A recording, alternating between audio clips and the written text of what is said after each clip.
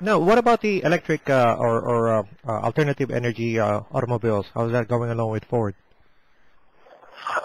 We're looking for everything we can, just like everybody else is.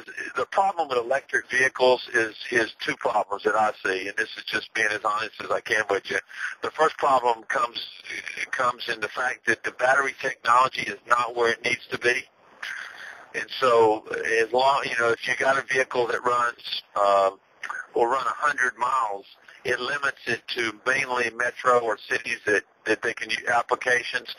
Given the power that you can produce in that 100 miles, you can't really use it for commercial applications without adding a lot of weight. And then you lose a little bit of power and distance that you can travel. That's the first issue that I see with the electric vehicles, although we are working on that. We're excited, and we hope that if they can figure it out, we would be the first there.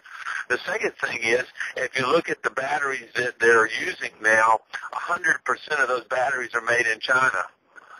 So, I mean, if you believe what Boone Pickens says about the transfer of wealth, and he's right, all we would be doing is contributing to more of that, because if all the batteries have to be made there, then we're not setting ourselves up for anything that's going to allow America to sustain their own economy. So the battery technology is limited, and they're all coming from China. That's just not a great model right now. And Ford is trying to figure out like a way to create this battery here in the U.S. Is that what you're saying? We are.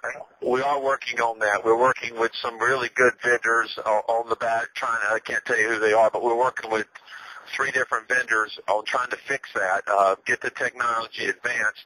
But right now, it is not where it needs to be. It's amazing to me, and I guess, and if I were Americans or anybody else looking at this, I'd say, well, I can get a battery for my watch. It'll go 3 years, but you can't get a battery that'll run a car. Well, there's a little more complexity there. The weight is an issue, moving the power and moving it quickly. We haven't mastered that with electric. We are looking at the hydrogen cells offer some pretty cool opportunities if we can work that out and get the cost down a little bit, get a cheaper way to make hydrogen.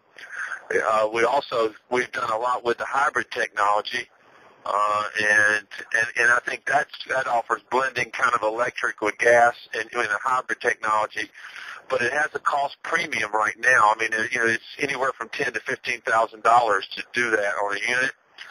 And we haven't seen, it's hard to sell that to the market unless there's some tax incentives or whatever. I don't know how that's going to be mainstream.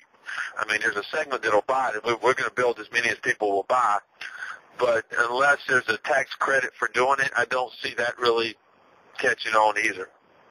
Those are amazing information that you brought up, about the Ford company, and I really appreciate that. Well, I thank you. Thanks for asking, and we're going to be out working hard trying to save the American dream and save Ford Motor Company.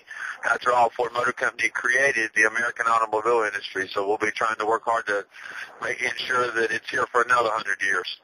That's Clifton Lambreth, the author of Ford and the American Dream, founded on the right decisions.